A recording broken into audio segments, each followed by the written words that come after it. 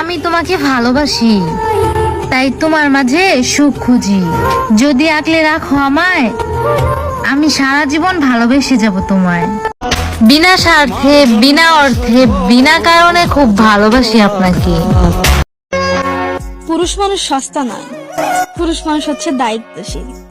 ও হে নারী, তুমি পুরুষের পারিশ্রমিক ঘামযুক্ত শরীরের কথা জানতে এসো না, তোমায় 1000 বার জন্ম নিতে হবে। টেনশন বাদ দাও, মুচকি হাসো, সামনে এগিয়ে যাও, জীবনটাকে উপভোগ করো। যেটা হওয়ার সেটা হবেই। যদি ভাগ্যক্রমে তোমাকে পেয়ে যেতাম, তাহলে তুমি হতে আমার জীবনের সবচেয়ে দামি উপহার। জীবনে এমন কাউকে বিয়ে করো যার কাছে ভাতের অভাব হলেও সম্মান আর ভালোবাসার কখনো অভাব হবে না।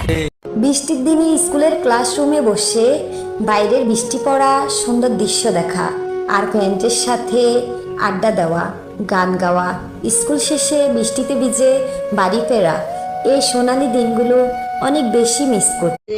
যারা আমার এখন গোলা ক্যামেরা হওয়া সত্ত্বেও, ভিডিও অসুন্দর হওয়া সত্ত্বেও তোমরা আমাকে লাইক করতেছো, কমেন্ট করতেছো, শেয়ার করতেছো, আমি তোমাদের কাছে চিরকৃতজ্ঞ। আর তোমাদের সামনে যদি আমার ভিডিওটা পড়ে থাকে, তোমরা অবশ্যই আমাকে কমেন্ট করো। কারণ যাই হোক, আপনারা প্রত্যেকটা মানুষ বাবা মায়ের প্রতি শ্রদ্ধা সম্মান রাখেন, সেটা আমি জানি। তবে বাবা মায়ের কোনো ক্ষতি হবে সেটা আপনারা কোনোদিনও চাইবেন না। বাবা মা কিভাবে ভালো থাকবে সেটা আপনারা খেয়াল রাখবেন।